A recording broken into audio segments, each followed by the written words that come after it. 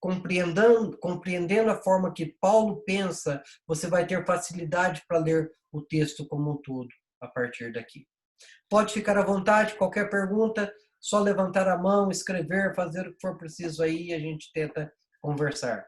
Me deem aí mais uns 15 minutinhos, por favor. Não precisa ser do que eu falei, apesar que pode ser do que eu falei, tá? Mas qualquer outra parte do livro.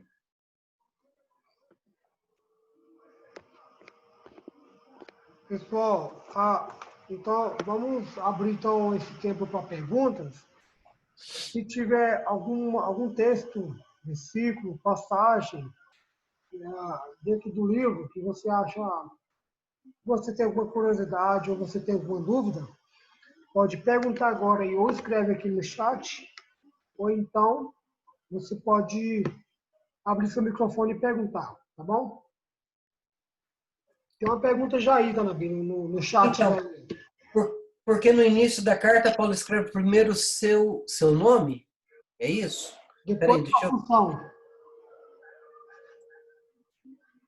Ok. É porque essa é a estrutura de uma epístola da época, tá? Não tem nenhum segredo aqui. É porque é assim que era o início de uma carta. Primeiro vinha o nome e depois quem que era a pessoa. Como não se tinha sobrenomes, digamos assim, então eu não escrevia Adenilson Salmo da Silva. Então o cara escrevia o João Açougueiro de tal lugar, Maria, a dona de casa de tal lugar. É assim, é como se fosse uma identificação de quem está falando, tá? É interessante a forma em que Paulo se refere a ele mesmo. Isso é bastante interessante e a gente podia até falar um pouquinho sobre isso. Ele fala apóstolo de Cristo Jesus, né? Então ele declara o seu apostolado, ele declara a sua autoridade. É como que Paulo dizendo, eu vou falar e eu tenho autoridade para falar porque eu sou apóstolo, tá? É isso que ele estava dizendo. O Moto G está falando alguma coisa aí. Deixa eu ver o que ele está falando. Essa aqui é a Mônica. A Mônica perguntou aí, as orações em forma de hinos eram frequentes pela gratidão do som que havia sobre eles? Boa parte da inologia da igreja primitiva eram orações, tá? Nós não temos, assim, muito conhecimento da liturgia do primeiro século não, minto, dos primeiros anos da igreja cristã, quando ainda se reuniam nas casas e isso. Muito provavelmente, seguia-se bastante do que era a estrutura das sinagogas, tá? Mas os hinos eram quase sempre orações, ou as orações eram parte da liturgia e eram orações de gratidão e assim por diante. Por exemplo, na sinagoga, começava-se com orações, começava-se com agradecimentos e depois havia uma leitura de um texto profético ou mosaico e aí então várias pessoas, normalmente escolhidos pelo cara que cuidava da sinagoga, faziam comentários a respeito desse texto. Tá? Então, sim, as orações, os hinos eram em formato de orações ou as orações eram transformadas em hinos. Isso era bastante comum na igreja primitiva, ou na igreja do primeiro século. Tá? As características dessa igreja totalmente gentílica? Não, não. Apesar de que a Ásia é uma província que está distante, né, da comunidade judaica. Você vai observar lá em Atos 19 que o primeiro trabalho de Paulo em Éfeso foi na sinagoga. Aliás, essa é a estrutura de Paulo. Paulo chega na cidade e a primeira coisa que ele faz é ir na sinagoga e começar a evangelizar na sinagoga. Ou melhor, evangelizar não é uma boa palavra para Paulo, mas começa a pregar, né, Cristo Jesus na sinagoga. Normalmente ele tem problema com isso e aí então ele passa a pregar para os gentios. Mas com certeza a comunidade judaica em Ásia era muito grande. Tanto é que tinha uma sinagoga na cidade de Éfeso. Para ter uma sinagoga precisava ter uma comunidade judaica bastante grande. Então, é bem provável que a igreja de Éfeso tivesse uma boa participação judaica. Tá? Agora, quando você lê o texto da epístola, Paulo se direciona muito aos gentios.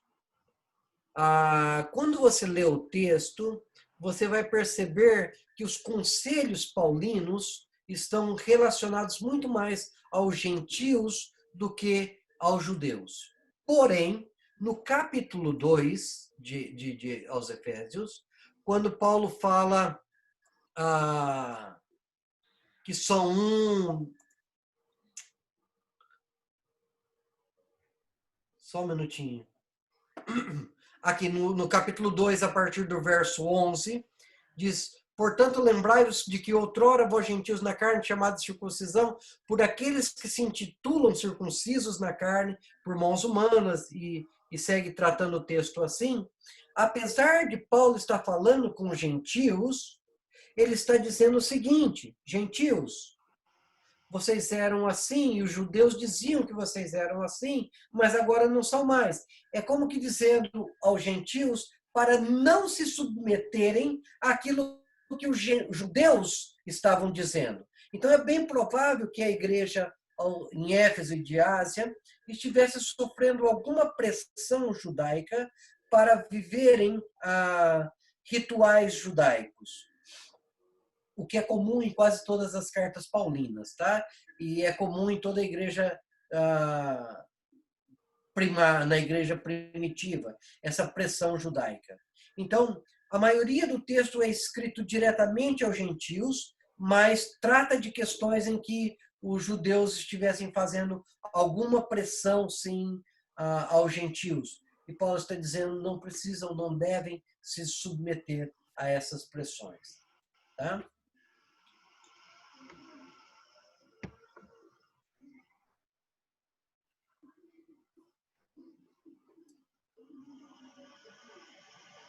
Deixa eu fazer só um comentário rapidinho aqui, para que isso não passe em branco.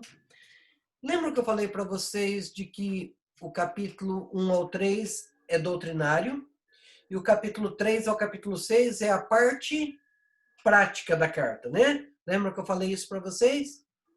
Bom, todo o capítulo 6, no qual normalmente se baseia a questão das doutrinas de batalha espiritual e o escambau A4, está ligado à questão prática. Ou seja, a batalha espiritual no livro aos Efésios não é uma coisa para teorizar, não é uma coisa para discutir teologicamente, é uma coisa para se viver no dia a dia. Então, quando nós usamos o texto de Efésios para criar doutrinas a respeito de batalha espiritual, nós estamos usando o texto de uma forma equivocada. Porque o conceito de Paulo ao tratar do tema da batalha espiritual é falar de que isso é uma coisa que deve acontecer no nosso dia a dia. Não teorizarmos a respeito de 1 milhão de coisas, mas de que no seu dia a dia, quando você enfrenta uma dificuldade, você precisa compreender de que a tua realidade é uma realidade espiritual, mais do que uma questão física. É só uma observação aqui, porque às vezes nós queremos criar 1.500 teorias a respeito das questões espirituais, quando Paulo não está preocupado com isso, tá? Paulo está preocupado em te dizer que viva o teu dia a dia de forma tal em que a tua vida total é de Jesus Cristo. Sendo totalmente de Jesus Cristo, as questões espirituais vão ser vencidas. É isso que ele está dizendo, tá?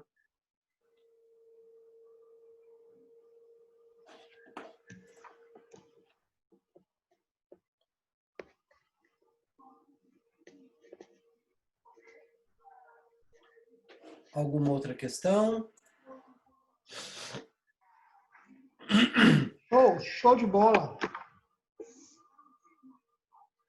Pessoal, pode perguntar, pessoal. Vem com vergonha não, viu? Estamos aqui mesmo para conversar mesmo sobre o livro. São 6 capítulos, tem versículos aqui, assim, super interessantes. Então, essa é a hora, tá bom? Aí, depois vocês vão lá no privado, no WhatsApp, perguntar para mim, aí vocês vão me complicar. Nada, você responde tudo, moço. Aproveita aí o Tanabi, que ele vai responder tudo direitinho para vocês.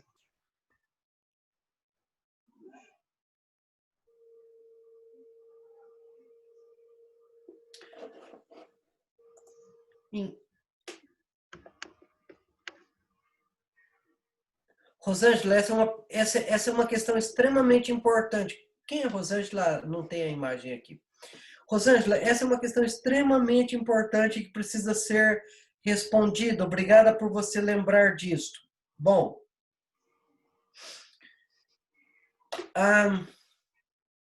nós temos ainda hoje, por incrível que pareça, toda uma discussão sobre o ministério feminino na igreja, né? E a questão do ministério feminino na igreja, ela advém de passagens como Efésios, que fala sobre a mulher se submeter, um pouco de Corinto também, mas vamos deixar Corinto um pouquinho de lado, e de Timóteo, 1 Timóteo, onde fala que a mulher não permite que a mulher ensine. Lembram dessa passagem? Dessa questão? Bom, por que eu estou citando Timóteo aqui, né? Timóteo é pastor da igreja de Éfeso. Tá? A carta escrita a Timóteo, apesar de ter sido escrita a ele pessoalmente, está tratando de questões da igreja de Éfeso. 1ª e 2ª Timóteo é escrita enquanto Timóteo está trabalhando na cidade de Éfeso. Então, o link dessa questão das mulheres de Timóteo com Efésios é extremamente importante. Bom, o que acontecia, na verdade? Qual que é o grande problema? O grande problema é que os cristãos de Éfeso, ou a cidade de Éfeso, melhor dito, os moradores de Éfeso, encontravam na mulher a possibilidade de aprender a respeito de Diana. Quando a gente fala que haviam as sacerdotisas e que o adorador ia lá, tomava a sacerdotisa, ia lá para o templo e mantinha as relações sexuais com ela, porque assim cultuavam a deusa Diana, não era só isso que acontecia no templo, tá? Não era só isso. As sacerdotisas, muito além do que nós pensamos, eram pessoas capacitadas para administrarem o templo tal como fosse um banco. Eram economistas, na verdade, tá bem? E eram pessoas capacitadas para ensinar a respeito da teologia do seu Deus. Afinal de contas, a palavra teologia não é aplicada só à religião cristã, né? Então, era comum para o morador de Éfeso ouvir uma mulher ensinando e identificar essa mulher como sendo uma sacerdotisa de Diana. Quando Paulo diz que não permite que a mulher ensine na igreja, lá em Timóteo, é bem provável que o que Paulo está tentando cuidar é que a imagem da mulher na igreja de Éfeso não fosse confundida com as sacerdotisas da cidade. para qualquer pessoa, para qualquer pessoa que passasse e visse uma mulher ensinando, ele ia conectar esse ensino automaticamente com o templo. Por quê? Porque a mulher que ensinava naquela cidade eram exatamente as mulheres que eram sacerdotisas de Diana. Essa é a primeira questão, Rosângela. A segunda questão é que é muito provável que a igreja de Éfeso tenha ex-sacerdotisas. Olha, quando tem um problema lá em Atos 19, que é na cidade de Éfeso, né? Que ficam por 2 horas gritando grandiosa Diana Diana dos Efésios. Depois, por favor, leia Atos 18, 19 e 20, você vai ver isso. A pessoa que levanta toda essa questão, o Demétrios, ele diz que estava se correndo risco pela pregação de Paulo de que todos os deuses de Ásia viessem a descrédito por causa da pregação de Paulo. Ou seja, a pregação de Paulo na cidade de Éfeso foi uma coisa fora do comum, ao ponto de você vai ver lá os escritos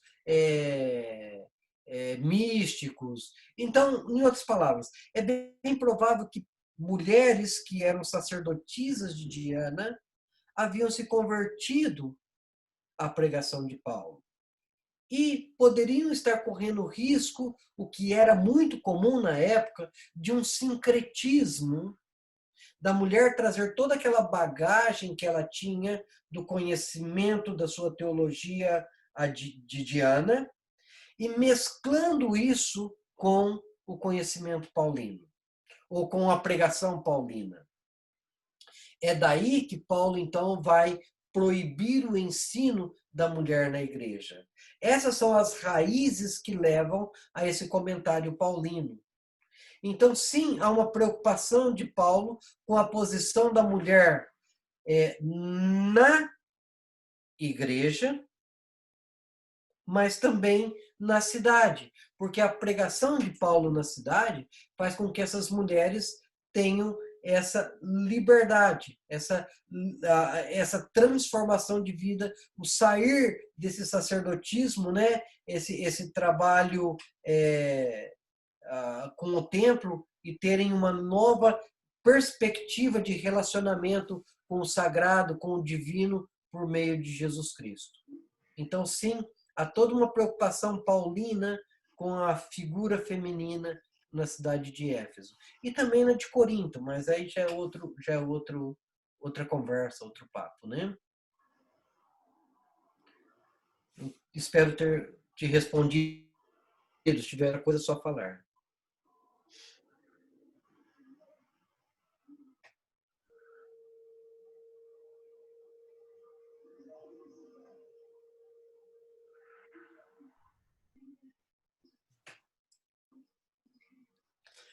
A versão Almeida e Almeida Revista usam Almeida? Você tem usado a versão Almeida Revista e atualizada? Ou cada um tem sua versão e pronto? No caso, eu uso essa, mas acho que cada um está usando sua versão diferente aí, no caso, né? Eu recomendei Tá bem. a versão ARA, mas eu creio que nem todos têm, né? Nem todos conseguiram essa versão. É que existe uma certa dificuldade em uma passagem de Efésios. Deixa eu ver se eu acho ela aqui. Que às vezes tem uma certa dificuldade por causa, não necessariamente por causa de tradução, mas existe uma outra possibilidade de tradução que pode auxiliar. Cadê a passagem, gente? Que pode auxiliar na compreensão do texto. Que diz que quando. Ok. Aqui no verso 8 do capítulo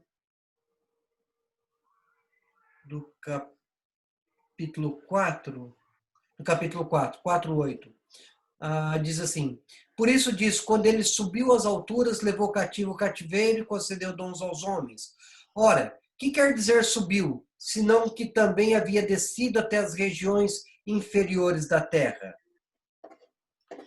Muitos têm usado essa passagem para falar da descida de Jesus ao inferno, né? Várias questões assim. Uma questão que encontra-se, inclusive, no credo apostólico, né? Mas uma das outras possibilidades de tradução para esse texto ora, o que quer dizer subiu, senão que também havia descido até as regiões inferiores, vírgula, à terra. Nem inferiores da terra no conceito daquela época, né? Que embaixo da terra estava o inferno, mas no conceito de que a terra é inferior ou está abaixo do céu. Então, ele subiu porque ele havia estado na terra, tá? Então, essa é uma outra possibilidade de tradução para esse verso 9, e às vezes fica um pouco mais claro esse texto quando a gente lê assim. Ora, o que quer dizer subiu, senão que também havia descido até as regiões inferiores, à terra? A terra é quase que uma explicação do que é essas regiões inferiores, tá? A preposição da aí pode ser traduzido como a também.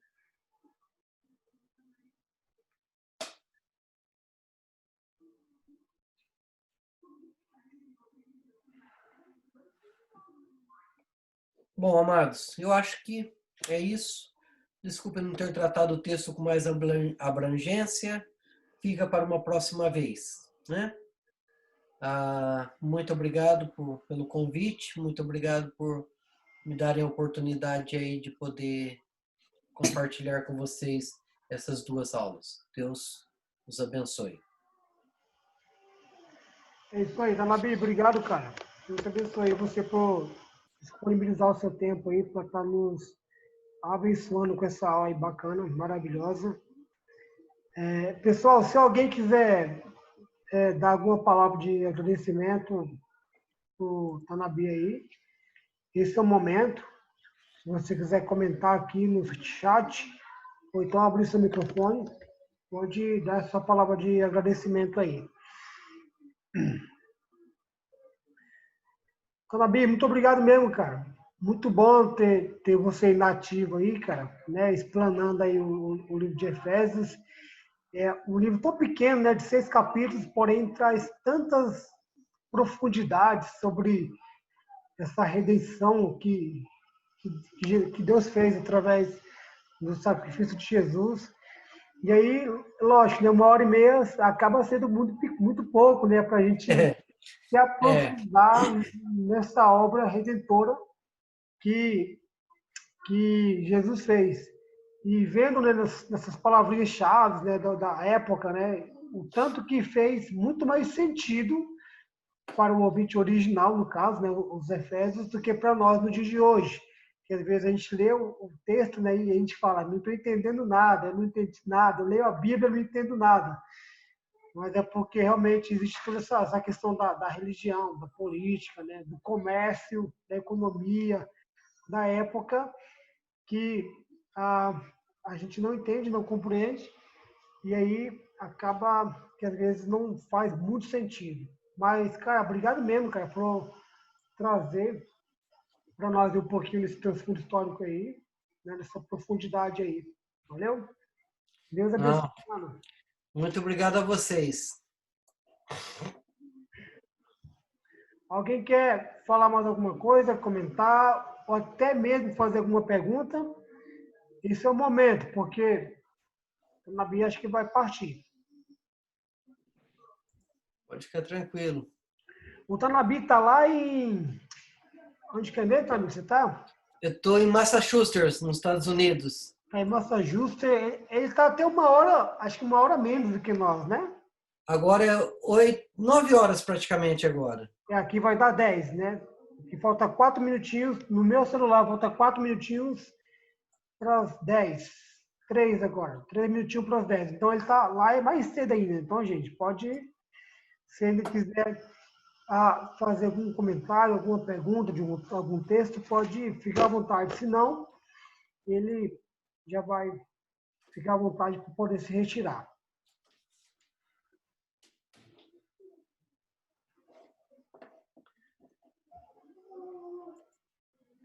Amen?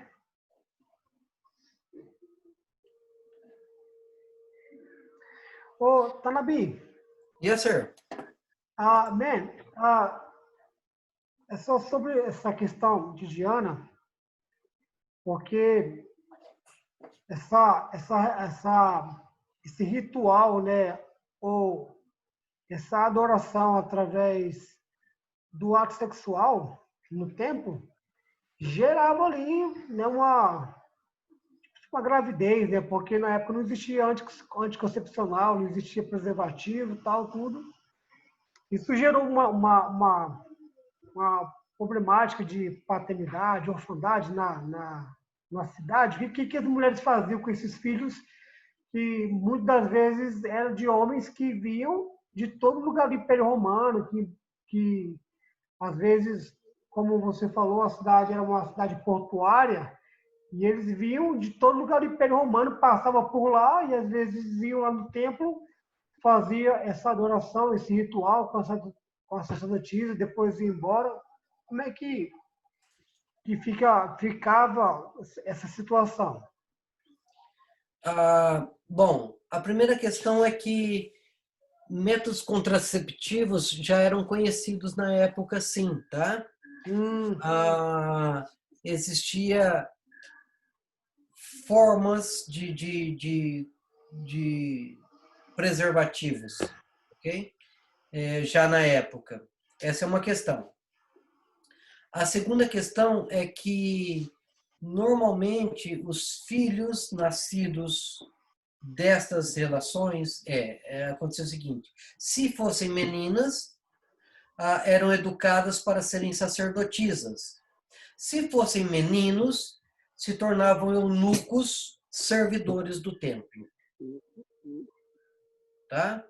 Então, é normalmente isso. Mas não podemos pensar que era grande o número de crianças resultado desse tipo de adoração. Tá? Existiam já métodos contraceptivos já naquela época. Entendi. Como eu te disse, as sacerdotisas eram muito bem educadas, tá? Não eram qualquer prostituta aí de beira de estrada, não. Tinham todo um treinamento, sabe? Tinham toda uma formação. E tinha toda uma estrutura, né? Um sistema. Sim, sem dúvida, sem dúvida. Amados, antes de eu terminar, eu gostaria de deixar um textinho com vocês que para mim é extremamente rico e importante que você carregue para as suas vidas. Romanos é um dos livros que eu mais gosto, tá? Romanos, para mim, é uma das obras-primas da literatura bíblica e de Paulo. No capítulo 2, o verso 4, diz assim: ou desprezas a riqueza da bondade, a tolerância e longanimidade, ignorando que a bondade de Deus é que te conduz ao arrependimento. Amados, nós falamos tantas vezes que precisamos nos arrepender, e isso é uma verdade, mas precisamos compreender que até o arrependimento é fruto da bondade, tolerância, longanimidade de Deus para com as nossas vidas. O arrependimento, ou até o arrependimento, não é fruto de nós mesmos. É fruto das características de Deus que atuam em nossas vidas. Nós chegamos ao arrependimento, nós nos arrependemos dos nossos pecados, por causa da bondade, por causa da tolerância, por causa da longanimidade de Deus. E não porque nós somos bons. Eu estou te falando isso porque, como nós tratamos lá, e eu falei várias vezes de que dependemos da graça de Deus, e isso, né? Às vezes pode parecer assim que é uma coisa demasiado, mas não é. Não é. Nós dependemos completamente da bondade, da tolerância, longanimidade de Deus, até para nos arrependermos. Até para nos arrependermos. É o Espírito Santo, é a bondade de Deus que atua em nossos corações e nos leva ao arrependimento. Hein? Só responder a última pergunta aqui para... Alguém tinha falado alguma coisa de Coríntios? Parece que eu vi aqui ou não? É o Wagner. O Wagner está perguntando aqui o que Paulo quis dizer com o terceiro céu em Coríntios. Eita! É a concepção de primeiro século, tá? A concepção de primeiro século é de que o lugar onde estão as nuvens é o primeiro céu, tá? O lugar acima das nuvens é o segundo céu e o lugar onde Deus está é o terceiro céu. Só isso, nada mais. Então, é a divisão atmosférica, para a gente usar uma palavra moderna, é a divisão atmosférica que eles tinham do espaço. Então, porque eles sabiam, olhando para cima, eles sabiam que a nuvem estava abaixo tinha alguma coisa acima das nuvens. Então, para eles, o espaço das nuvens era o primeiro céu, acima das nuvens era o segundo céu, e onde Deus estava, ou onde Deus está, é o conceito deles, tá? É o terceiro céu. Só isso. Tá? Não tem nada de místico no terceiro céu, não. É só uma questão de compreensão desse espaço que eles tinham naquela época. Até onde eu sei, Então, quando diz que tem foi 7 céus. arrebatado ao terceiro céu, ele está dizendo que esteve onde Deus está, ou esteve com Deus. É isso que ele está dizendo, nada mais do que isso. Tá? Coríntios é uma boa carta.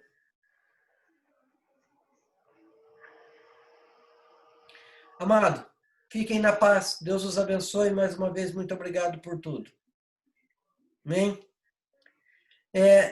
Não sei se você passou, mas volto a dizer, deixa meu WhatsApp no grupo. Se tiverem qualquer questão, pode me mandar.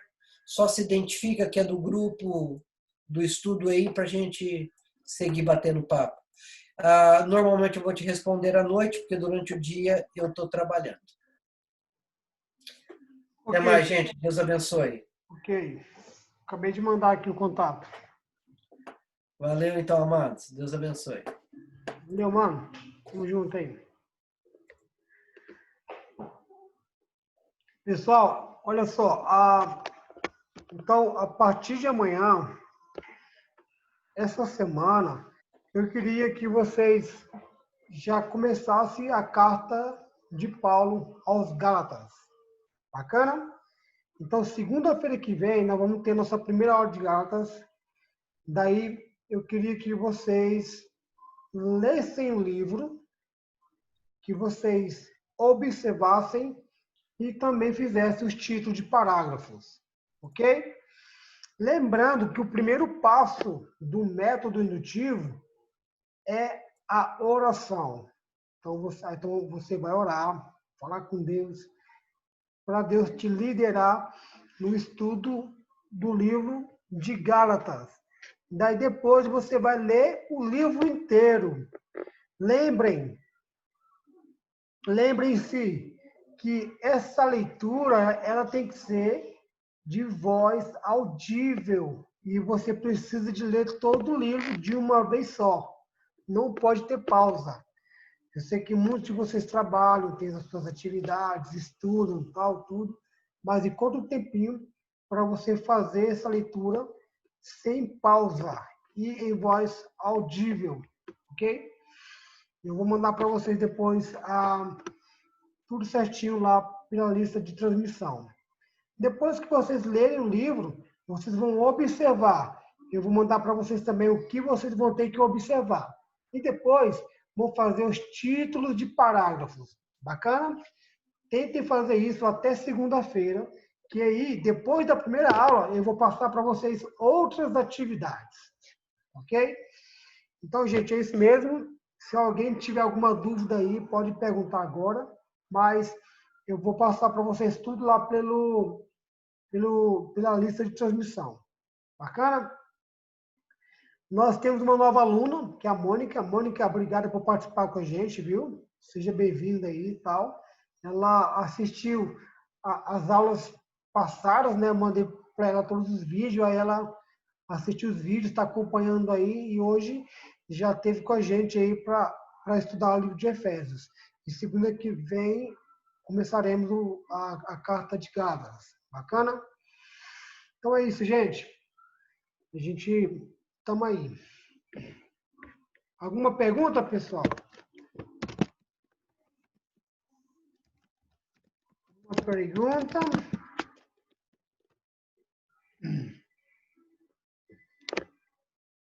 E o pessoal aí que não fez, o pessoal que não fizeram os títulos de parágrafo de Efésios, por favor, ainda dá tempo. Vamos que vamos e vamos fazer os títulos de parágrafos. Lembrando que você não pode passar de 5 palavras. Essa é a regra do método indutivo.